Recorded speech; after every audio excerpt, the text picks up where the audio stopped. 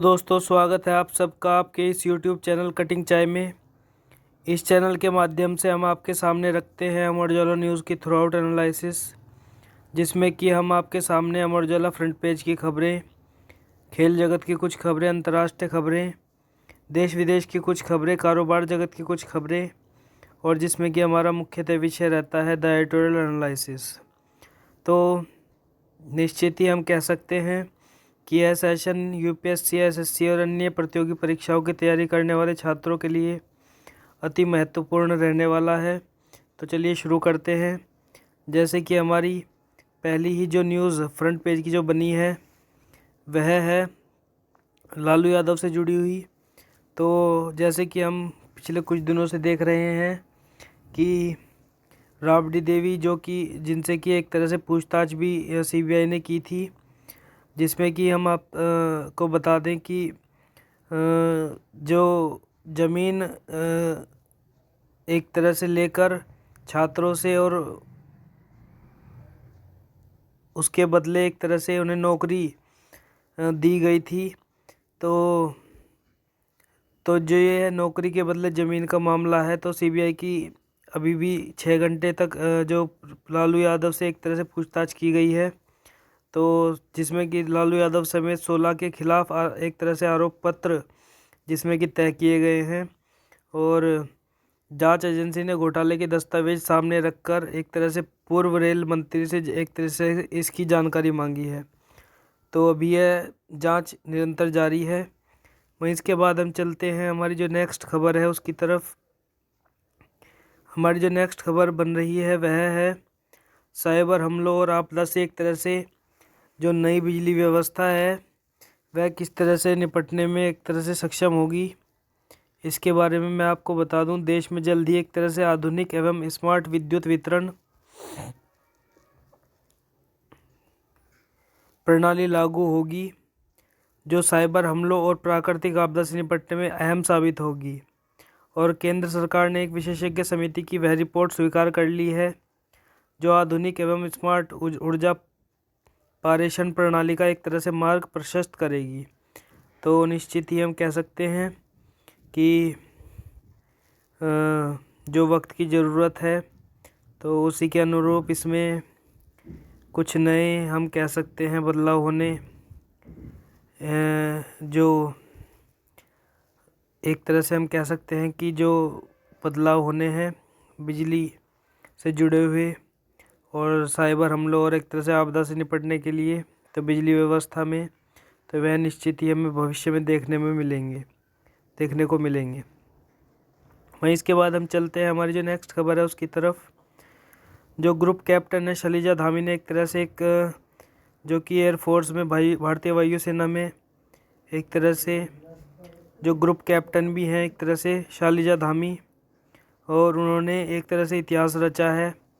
पहली बार वायुसेना की लड़ाकू यूनिट की कमान महिला को सौंपी गई है, और उनका नाम मैंने आपको बता ही दिया, जैसे कि उनका नाम है शैलजा धामी, और उनके पास 2800 घंटे से अधिक की उड़ान का अनुभव है, और पहली महिला कमांडर भी हम उन्हें कह सकते हैं।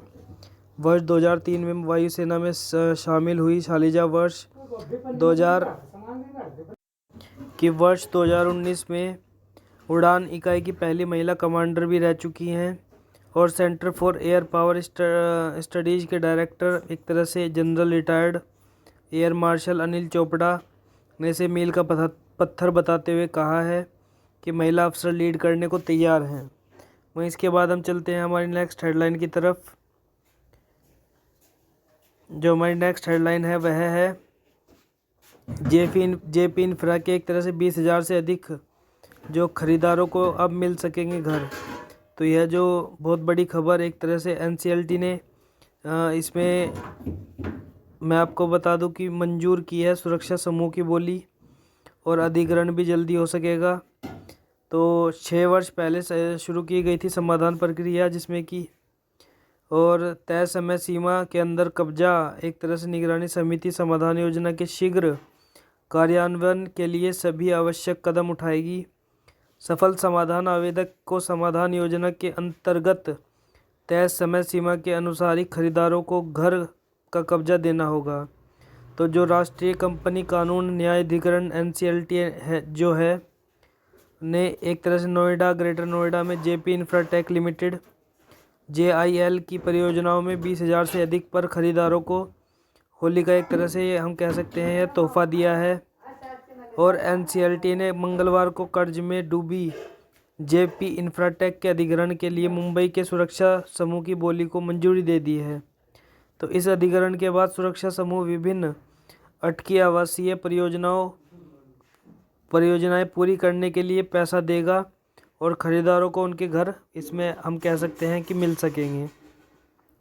मैं इसके बाद हम चलते हैं हमारी जो नेक्स्ट खबर है उसकी तरफ, जो कि फ्रंट पेज से ही है।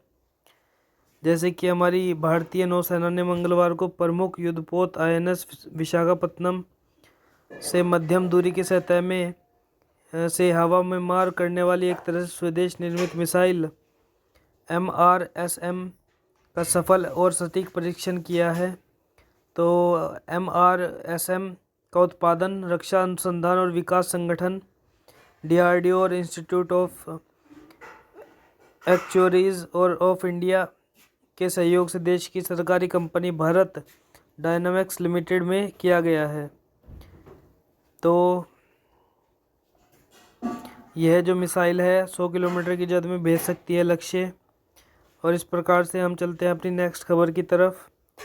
तो जो हमारी नेक्स्ट खबर है वह है प्रशिक्षण विमानों के लिए एक तरह से 9,900 करोड़ का एक तरह से करार किया गया है, जिसमें कि HAL 6 साल में 70 HTT 40 बेसिक प्रशिक्षण विमानों की एक तरह से आपूर्ति करेगी और 3 कैडेट प्रशिक्षण जहाज़ों का अधिग्रहण एक तरह से L&T से किया गया है, जिसमें कि 56% से एक तरह से हम कह सकते हैं स्वदेशी सामग्री HTT 40 में जो लगाई गई है। तो रक्षा मंत्रालय ने हिंदुस्तान एरोनॉटिक्स लिमिटेड और लार्सन एंड टर्बो के साथ क्रमशः 70 HTT 40 बेसिक प्रशिक्षण विमान और 3 कैडेट प्रशिक्षण जहाज़ों की खरीद के लिए 9,900 करोड़ रुपए के समझौते पर एक तरह से हस्ताक्षर किए हैं। और रक्षा मंत्रालय ने मंगलवार को बताया है करार के तहत भारतीय वायुसेना के लिए 6,800 करोड़ रुपए से अधिक की लागत से 70 HTT 40 बेसिक प्रशिक्षण विमान हिंदुस्तान एरोनॉटिक्स लिमिटेड से खरीदे जाएंगे। तो इसके अलावा 3,100 करोड़ रुपए से अधिक के 3 कैडेट प्रशिक्षण जहाज़ों का अधिग्रहण लार्सन एंड टर्बो लिमिटेड से किया जाएगा और दोनों खरीद प्रस्तावों को 1 मार्च को प्रधानमंत्री के नेतृत्व वाली cabinet committee of on security ने मंजूरी इस प्रकार से दी थी। तो निश्चित ही हम कह सकते हैं कि प्रशिक्षण विमानों के लिए एक तरह से 9,900 करोड़ का करार जो किया गया है। इसके बाद हम चलते हैं हमारी जो नेक्स्ट खबर है हमारी अंतर्राष्ट्रीय खबर की तरफ। तो अंतर्राष्ट्रीय खबर में जैसे कि हमारी पहली ही खबर जो बन रही है वह है PM मोदी मानते हैं कि महिलाएं राष्ट्र निर्माता भी हैं। तो यह बात जो कंबोज हैं एक तरह से मैं आपको बता दूं कंबोज कौन है। संयुक्त राष्ट्र में भारत की स्थायी राजदूत एक तरह से रुचिरा कंबोज ने एक वीडियो संदेश में कहा है कि प्रधानमंत्री नरेंद्र मोदी का मानना है कि महिलाएं सिर्फ गृहिणी ही नहीं बल्कि राष्ट्र निर्माता भी हैं। अपने इस संदेश में उन्होंने कहा आज नया भारत महिलाओं और लड़कियों के लिए आधुनिक तकनीकों से प्रेरित है। यह PM के दृष्टिकोण को ध्यान में रखते हुए है। तो इस प्रकार की बात संयुक्त राष्ट्र में भारत की जो स्थायी राजदूत है रुचिरा कंबोज ने यह कही है। वहीं इसके बाद हम चलते हैं हमारी नेक्स्ट खबर की तरफ। जो हमारी नेक्स्ट खबर हमारी बन रही है वह है अंतर्राष्ट्रीय जगत की तरफ से चीन को नियंत्रित नहीं कर सकता है अमेरिका। यह बात किन गोंग ने कही है जो कि चीन के विदेश मंत्री हैं। और किन गांग ने मंगलवार को रूस के साथ घनिष्ठ संबंधों के संकेत दिए हैं और इसमें द्विपक्षीय व्यापार में अमेरिकी डॉलर और यूरो को गिराना शामिल है। उन्होंने कहा है कि चीन को नियंत्रित करने के लिए अमेरिकी प्रयास सफल नहीं होंगे और चीन रूस अंतर्राष्ट्रीय संबंधों के लिए अच्छा उदाहरण स्थापित कर रहे हैं। वहीं भारत को लेकर किसी तरह का सवाल उन्होंने नहीं किया है। वहीं इसके बाद हम चलते हैं हमारी जो नेक्स्ट अंतर्राष्ट्रीय खबर है उसकी तरफ। ईरान में 200 से ज़्यादा स्कूलों में एक तरह से 5,000 बच्चों को जो जहर देने का मामला सामने आ रहा है, जिसमें कि ईरान में हम कह सकते हैं कि जो बच्चे पढ़ रहे थे स्कूलों में जाकर, तो उन्हें एक तरह से पढ़ने से रोकने के लिए जहर देने का एक तरह से जो मामला सामने आया है, वह निश्चित ही हम कह सकते हैं कि एक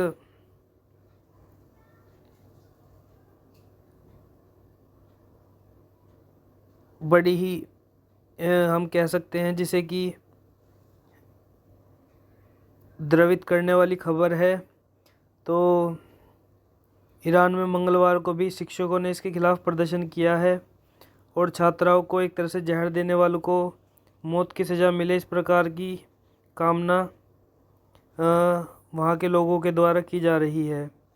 वहीं इसके बाद हम चल रहे हैं अपनी नेक्स्ट खबर की तरफ। हमारी जो नेक्स्ट खबर है वह है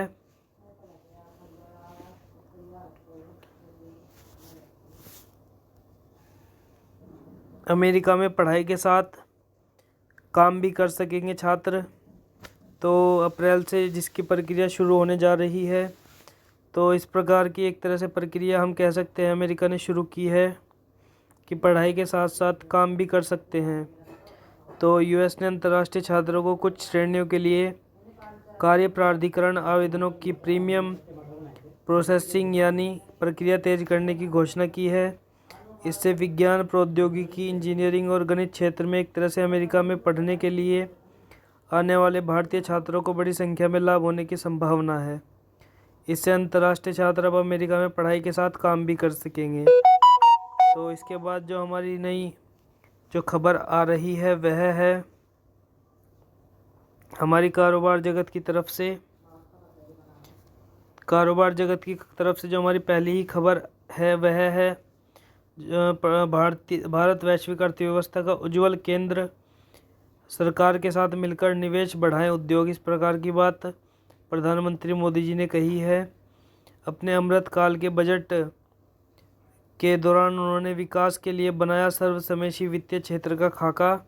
तो इस प्रकार से 10 लाख करोड़ जिसमें कि किया गया है बजट में पूंजीगत खर्च को बढ़ाकर, जो अब तक का सर्वाधिक एक तरह से हम कह सकते हैं बजट है। और भारत नई क्षमताओं से आगे बढ़ रहा है और वैश्विक अर्थव्यवस्था का एक उज्ज्वल केंद्र बनता जा रहा है। इसलिए देश के वित्तीय क्षेत्र के लोगों के साथ भारतीय उद्योग जगत की जिम्मेदारी और बढ़ गई है। ऐसे में घरेलू उद्योग जगत को पूंजीगत खर्च बढ़ाने के सरकार के फैसले के साथ मिलकर निवेश बढ़ाने और 2023-24 के बजट में पेश अवसरों का लाभ उठाने पर ध्यान देना चाहिए। वहीं बैंकिंग क्षेत्र की तरफ ध्यान दिलाते हुए कहा है कि 10 साल पहले पतन होने के कगार पर था जो कि और आज लाभ की स्थिति में जो दिखाई दे रहा है बैंकिंग क्षेत्र, तो उस पर भी एक तरह से हम कह सकते हैं प्रधानमंत्री जी ने हमारा ध्यान आकर्षित करने का प्रयास किया है। वहीं इसके बाद हम चलते हैं हमारी जो नेक्स्ट खबर है उसकी तरफ, जो कि कारोबार जगत से ही है। तो जीडीपी में एक तरह से सुस्ती अस्थाई जो रूप में देखने को मिल रही है और मांग संबंधी दबाव से उभरने में एक तरह से मदद मिलेगी। इस प्रकार की एक तरह से जो एनालिसिस जो मूडीज़ एक तरह से एनालिटिक्स ने मंगलवार को कहा है कि हमारा मानना है कि बीते वर्ष के आखिर में जीडीपी की रफ्तार का कम होना अस्थायी है। हालांकि यह कुछ हद तक लाभदायक भी होगा क्योंकि इससे अर्थव्यवस्था की पूरी तरह से रुके बिना मांग संबंधी दबाव दूर होने में मदद मिलेगी। वहीं इसके बाद हम चलते हैं हमारी जो नेक्स्ट खबर है उसकी तरफ। हमारी जो नेक्स्ट खबर अब बन रही है वह है जैसे कि होली के उपलक्ष्य में खेल जगत की तो खबर अभी देखने को नहीं मिल रही है, लेकिन फिर भी खेल जगत की तरफ से मैं आपको बता दूं, बेटियों के लिए 10 खेलों में एक तरह से 10 शहर कराएंगे एक तरह से लीग जो कराने जा रहे हैं।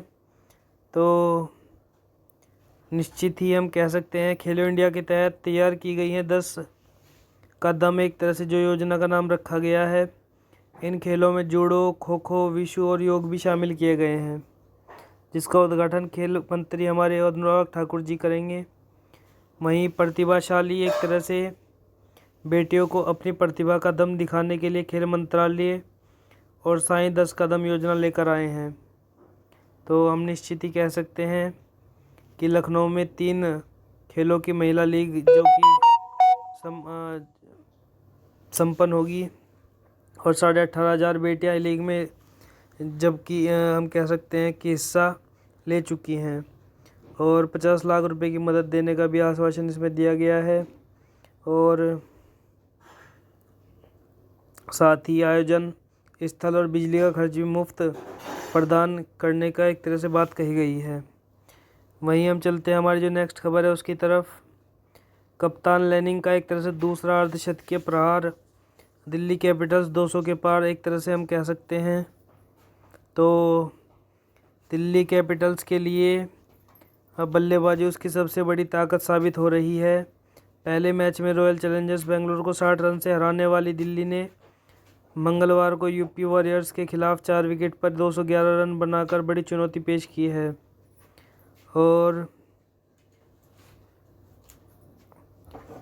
अपनी शानदार पारी के दौरान हम एक तरह से जो शॉट खेलती है एक तरह से दिल्ली कप्तान लैनिंग है।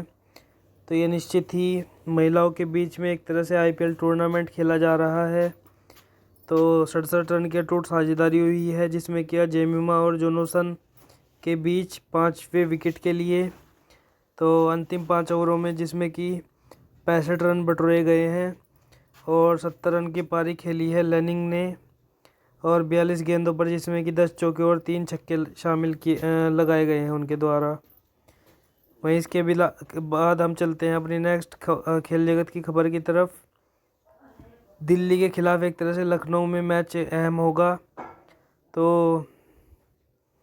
अहमदाबाद में IPL franchise team Lucknow Super Giants की जर्सी का एक तरह से अनावरण हुआ है और जर्सी का अनावरण करते हुए लखनऊ टीम के एक तरह से कप्तान जो केएल राहुल हैं और मालिक संजीव गोयनका, बीसीसीआई सचिव जय शाह और मेंटर गौतम गंभीर भी इसमें शामिल किए गए हैं।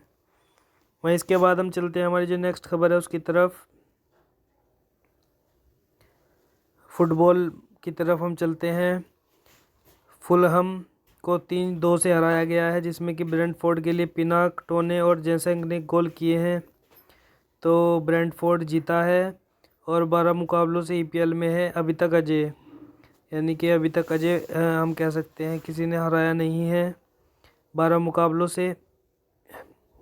तो दूसरे हाफ में ब्रेंटफोर्ड ने एक तरह से जिसमें बढ़त बनाई हुई है 16 गोल जिसमें कि ब्रेंटफोर्ड के इवान टोने के मौजूदा सत्र में एक तरह से हम कह सकते हैं उनके हो गए हैं। वहीं इसके बाद हम चलते हैं हमारी जो नेक्स्ट खबर है उसकी तरफ। हमारी जो नेक्स्ट खबर बन रही है वह है देश विदेश की खबर की तरफ से। तो देश विदेश की खबर में जैसे कि हमारी पहली ही खबर है वह है नागालैंड में रियो 5वीं एक तरह से मेघालय में संगमा दूसरी बार एक तरह से जो कि अभी भाजपा के द्वारा एक तरह से जो चुनाव जीते गए हैं मेघालय, त्रिपुरा एक तरह से हम कह सकते हैं नागालैंड, और जिसमें कि संगमा एक तरह से दूसरी बार मुख्यमंत्री बने हैं वहाँ के और प्रधानमंत्री की एक तरह से मौजूदगी में उन्होंने शपथ भी ली है। तो निश्चित ही हम कह सकते हैं कि यह एक नई शुरुआत है भाजपा के द्वारा। और इसके बाद हम चलते हैं वह खबर है राहुल का बयान एक तरह से झूठा और आधारहीन है। नियमों के मुताबिक एक तरह से संसद चल रही है। जैसे कि राहुल गांधी जी ने एक तरह से हम कह सकते हैं कि विदेश में एक जो बयान दिया था कि उन्हें संसद में बोलने नहीं दिया जाता। तो इसी के चलते जो राज्यसभा के एक तरह से उपसभापति हैं हरिवंश ने कांग्रेस नेता राहुल गांधी की उस टिप्पणी को लेकर फटकार लगाई है कि संसद में विपक्षी नेताओं के माइक को अक्सर बंद कर दिया जाता है। हरिवंश ने कहा है कि वायनाड से सांसद राहुल का बयान पूरी तरह से झूठा और आधारहीन है और संसद नियमों के मुताबिक चल रही है। और राहुल ने लंदन में ब्रिटिश संसद में वहां के सांसदों को संबोधित करते हुए जो कि उक्त टिप्पणी की थी, तो उसी के चलते जो उपसभापति हैं राज्यसभा के, उन्होंने यह बयान दिया है। तो वहीं इसके बाद हम चलते हैं हमारी जो नेक्स्ट खबर है उसकी तरफ। 2 सत्रों में एक तरह से नदारद रहे हैं, सिर्फ 6 बार बहस में शामिल हुए हैं, जिसमें कि राहुल गांधी। तो इस प्रकार से हम समझ ही सकते हैं कि उनकी कितनी हाजिरी एक तरह से संसद में है। वहीं इसके बाद चीन को पछाड़ हमारी जो दवा आपूर्ति करता एक तरह से भारत जो बन गया है। तो अमेरिका से जो दोस्ती भारत की चल रही है, उससे भी समीकरण बदल रहे हैं और कुछ समस्याएं दूर करने की ज़रूरत अभी भी है। और कोरोना के कारण बदलते हालात और चीन छोड़कर तेज़ी से भारत आ रही है एक तरह से अमेरिका कंपनियां। तो इस तरह से चीन जल्दी ही भारत से पीछे हो जाएगा। तो इस प्रकार से बड़ा दवा आपूर्तिकर्ता एक तरह से भारत बनने की तरफ निरंतर, जो कि बन भी गया है और निरंतर इसमें और हम कह सकते हैं कि और सफलता हासिल करेगा। तो इसके बाद हम चलते हैं हमारी जो नेक्स्ट खबर है उसकी तरफ। तो हमारी जो नेक्स्ट खबर जो बन रही है वह है जो हमारी मुख्यतः जो एडिटोरियल एनालिसिस रहती है उसी की तरफ से। तो सामाजिक सद्भाव का एक तरह से रंगोत्सव, एक तरह से होली, जो कि उसी के ऊपर एक तरह से हम कह सकते हैं कि यह एनालिसिस लिखी गई है। तो चलिए शुरू करते हैं। कोरोना महामारी के बाद यह पहली बार है जब होली के मौके पर न सिर्फ देश भर में आवाजाही निर्बाध रूप से जारी है, बल्कि बाजार भी पूरी तरह खुले हुए हैं। ऐसे में आपसी प्रेम और सामाजिक सद्भाव के इस त्यौहार पर लोगों में उत्साह सहज और स्वाभाविक है। बेशक महंगाई ने लोगों की खुशियों का रंग थोड़ा फीका कर दिया है, लेकिन यह त्यौहार ऐसे समय आता है जब नई फसलें उठ काट कर घर आती हैं और किसानों का मन खिला खिला रहता है। वसंत पूर्णिमा के इस मौके पर प्रकृति भी विभिन्न रंगों के फूलों में के परिधान में निखरी निखरी नजर आती है और पतझड़ के बाद पेड़ पौधों में नई कोपलें खिलती हैं और फागुन की मदमाती हवा बुजुर्गों में भी नवजीवन के प्राण भरती है और चौपालों पर गूंजते फाग के छंद सुनकर हर किसी का मन मयूर झूम उठता है। इस तरह से यह पर्व संदेश देता है कि हमें पुराने गम, पुरानी रंजिशें और पुराने भेदभाव भूलकर नई राह पर आगे बढ़ना है।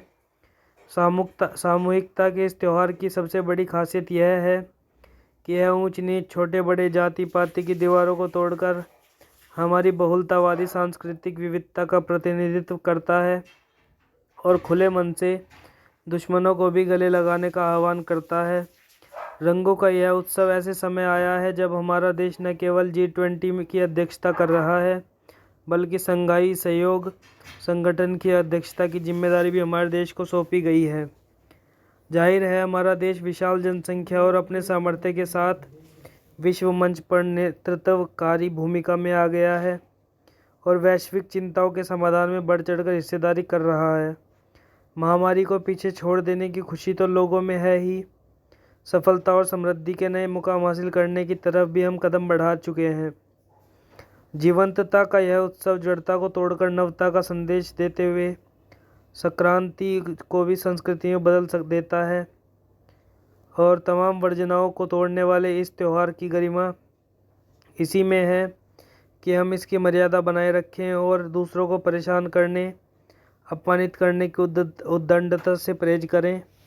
इस पर्व के साथ नशाखोरी की बुराई भी जुड़ी है, लेकिन उससे दूर रहकर ही उत्सव का मौलिक आनंद लिया जा सकता है। सबके जीवन में होली नवजीवन का संदेश लेकर आए, तभी बहुलतावादी नए भारत का निर्माण संभव हो सकेगा। तो इस प्रकार से सामाजिक सद्भाव का जो रंग उत्सव है, एक तरह से जो होली है, उसको सभी मिलजुल कर बनाएं, एक तरह से इस प्रकार की आशा लेखक के द्वारा की गई है। वहीं इसके बाद हम चलते हैं हमारी जो नेक्स्ट खबर है उसकी तरफ। जो दूसरी एनालिसिस जो सुधीश पचौरी, जो कि वरिष्ठ साहित्यकार हैं, उनके द्वारा एक तरह से जो की गई है। तो कबीरा सर सर मोदी जी सर सर की जो हेडलाइन दी गई है, तो निश्चित ही हम कह सकते हैं कि कबीरा सर सर, जोगी जी सर सर, मोदी जी सर सर, सोरास जी सर सर, अदानी सर सर, हिंडनबर्ग जी, केजरीवाल जी सर सर की, मोदी ममता दीदी सर सर की, स्टालिन भैया सर सर की, बुलडोजर जी सर सर। तो इस तरह से पूर्वोत्तर सर सर, हेट की होली जारी है और नफ़रत की होली एक तरह से कहा गया है। तो नेट की होली निरंतर जारी है और पेट की होली जारी है, फेट की होली जारी है और सेठ की होली जारी है। होली का सीज़न है, होली का रीजन है। दिल्ली में लंदन तक होली ही होली है। कोई रंग खेल रहा है, कोई लठमार खेल रहा है और सब कुछ झेल रहा है। Kabir sir sir, Kabir sir sir, बड़े खिलैया अपने भैया कि जैसे ही महायात्रा में मोहब्बत की दुकान खोलकर दिल्ली आए कि चेलों ने खोल डाली नफ़रत की दुकान, कि एक ने मारी नफ़रत की पिचकारी और हो गए केस पर केस, कि करने लगे गुहार की ज़मानत दे दो भैया, कि आगे से नहीं करेंगे ऐसी ता थैया। तो कबीरा सर सर, कबीरा सर सर, पूर्वोत्तर ने खेली ऐसी होली कि होने लगा मोदी मोदी और बाकी सब खोजने लगे जिस तिस की गोदी गोदी। तो बोल कबीरा, एक तरह से बोल मेरे बीरा, कि त्रिपुरा ने ही ऐसी होली की वोटों से भर दी भाजपा की झोली। नागालैंड और मेघालय वाले भी गीत गाते दिखे हैं कि गोदी मोदी मोदी, मोदी जी हमें भी ले लो गोदी जी। तो कबीरा सर सर, कबीरा सर सर की बाबा जी सर सर, बाबा जी सर सर, बाबा जी सर सर की, बाबा जी गाएं कि भंग भवानी, भय हरे भाग जाएं भयभूत, ललित लेखनी से लिखे लेख, ललित अवधूत कि अवधू सर सर, अवधू सर सर, अवधू जी सिलबट पर पीसने लगे भांग, अंटा डाले पेट में खेलने लगे लाले रंग, कि अवधू सर सर, अवधू सर सर की खेले ब्रज की लठमार होली, कि दुनिया खेले लठमार होली। एक साल से पुतिन जेलेंस्की और यूक्रेन से खेल रहे हैं होली, होली होली, गोला गोली मार होली, टैंक मार होली, मिसाइल मार होली, दाएं दाएं होली। यूक्रेन के कंधे पर बंदूक चढ़ाकर बाइडन खेले रूस से होली। और इधर G20 कहे कि मोदी जी आओ और विश्व गुरु बन के दिखाओ और दुनिया को शांति का पाठ सिखाओ, कि ओम शांति ओम शांति ओम शांति ओम शांति। एक तरह से भ्रांति भ्रांति, क्रांति क्रांति। ओम सर कि भैया जी सर सर, अध्यक्ष जी सर सर कि 24 में हम ही आएंगे, कि अब हमारे वाले वतन साथियों, कि कबीरा बोले सर सर, मोदी जी बोले सर सर, कि एक मोदी सब पर भारी और गाओ होली की। आज बिरज में होली रे रसिया, होरी रे रसिया, बरजोरी रे रसिया, उड़त अबीर लाल भय बादर, कहूँ ज़्यादा कहूँ थोड़ी रे रसिया। आज बिरज में होरी रे रसिया, ढोलक चंग मजीरे बज रहे, रंग हवा में तैर रहे हैं और अखिल ब्रज के हुरियारे गाए जा रहे हैं, कि होली आई रे कन्हई, रंग छल के सोना दे जरा बांसुरी। रंग बरस रहा है, जनतंत्र भीग रहा है, बड़े लड़ैया अपने भैया कैम्ब्रिज जाके बोल रहे हैं कि सब खतरे में है, सब खतरे में है, लोकतंत्र खतरे में है, देशवा खतरे में है, अब तो खतरा भी खतरे में है। इतने में एक एंकर ने दे मारी जवाबी पिचकारी कि यहाँ जनतंत्र खतरे में होता तो इतना ना बोल पाते भैया जी, और फिर लंदन में जाके क्या मारते हो पिचकारी, अरे मारनी हो तो यहीं से मारो पिचकारी सर जी, कि कबीरा सर सर, मोदी जी सर सर। और इस प्रकार कि कुछ हुरियारे खेलने लगते हैं, हेटली होली, नफ़रत की होली, कि मर जा मोदी मर जा मोदी। तो जवाब में मोदी भी खेलने लगते हैं शब्दों की होली, कि वो कहते हैं मर जा मोदी, देश कहता है मत जा मोदी मत जा मोदी। मोदी जी वाह, मोदी जी वाह, मोदी जी वाह, मोदी जी सर सर, मोदी जी सर सर, कबीरा सर सर, कबीरा सर सर। इटली की पीएम बोली मोदी जी सबसे अच्छे हुरियारे, कबीरा सर सर, कबीरा सर सर। सबसे रंग बिरंगी होली बाबा जी वाली होली, एकदम ब्रज की नंदगांव बरसाने वाली लठमार होली, कि माफिया पर सरेआम लट बज रहे हैं, एक से एक माफिया हारा भाग रहा है। एक बड़ी बड़ी मूँछों वाला तो कह रहा है भैया सब रंग डालना, लेकिन बाबा वाला बुलडोजरी रंग न डालना। यूपी वाला रंग न डालना, नहीं तो कहीं के ना रहेंगे। और लीजिए, इस बरस हुई ग्लोबल होली। पहले खेली हिंडनबर्ग ने अदानी से होली, फिर बनावे साला सटोरिया सोरास बाबा ने खेली अदानी से सट्टे बाजारी होली। और गाने लगे कि अदानी गए तो मोदी भी गए, मोदी गए तो अपन गए आए, अपन आए तो इंडिया को फिर से कब्जाए। फिर बीबीसी ने भर दी मारी मोदी पर पिचकारी, लेकिन कबीरा सर की मोदी सरसर की मोदी जी सरसर की लंदन में भारत मूल के शुनक जी ने भी खेलते होली की। पहले करते गौ पूजा, फिर लगाते माथे पर तिलक, फिर खेलते इंग्लैंड की महारानी संग होली कि फिर होने लगी विश्व गुरु वाली होली कि सब गाने लगे सर सर विश्व गुरु सर सर कि अपना विश्व गुरु खेले बरतानिया से होली कि विश्व गुरु बनकर G20 खेले होली कि विश्व गुरु गूगल से खेले होली कि फेसबुक से खेले होली कि ट्विटर ऑनलाइन खेले होली।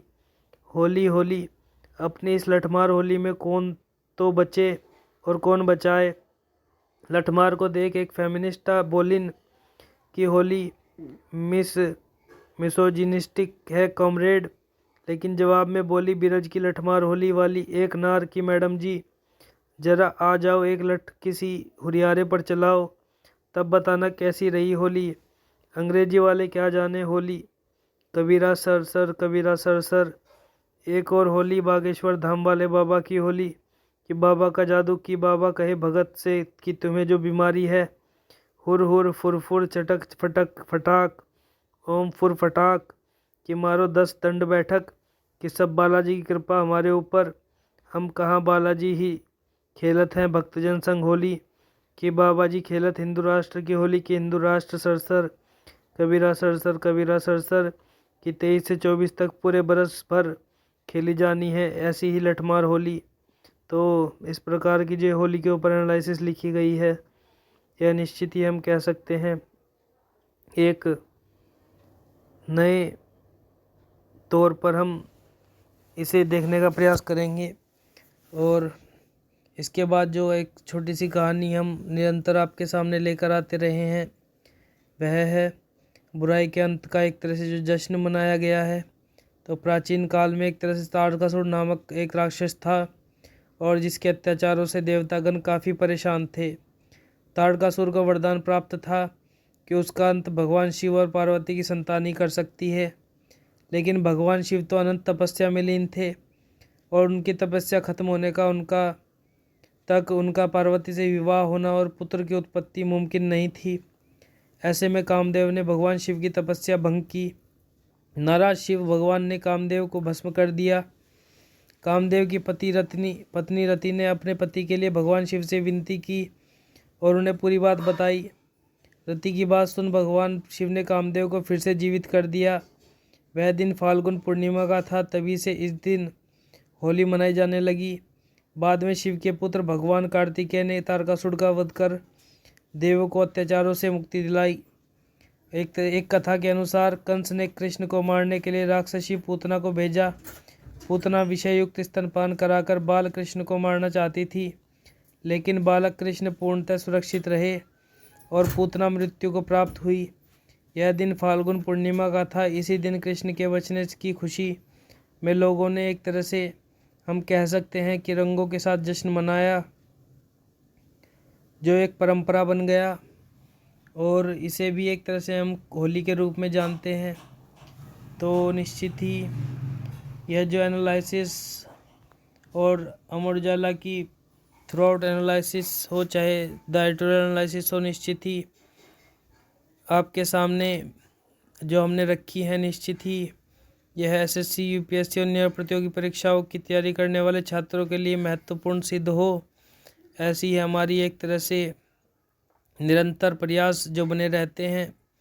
तो निश्चित ही हम कह सकते हैं कि अंत में कि निरंतर हमारे साथ बने रहिए कटिंग चाय में, और हम निरंतर आपके लिए लेकर आते रहेंगे इसी प्रकार के मॉड्यूलर एनालिसिस, और निरंतर जुड़े रहिए हमारे साथ। धन्यवाद।